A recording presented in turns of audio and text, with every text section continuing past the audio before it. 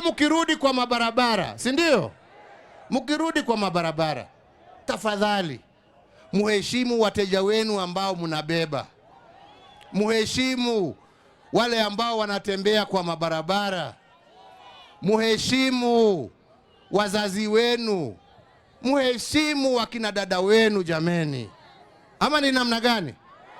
Ni makosa mimi kuwauliza hiyo?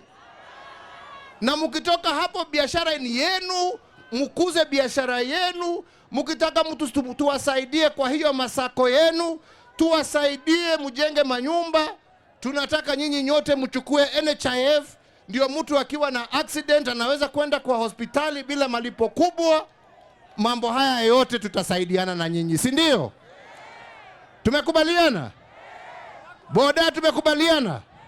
Hebu nione kwa mikono kama kweli tunakubaliana ya kwamba hii kazi tutafanya pamoja. Mimi nasema Mungu awabariki, Mungu awalinde, na tutarudi tena.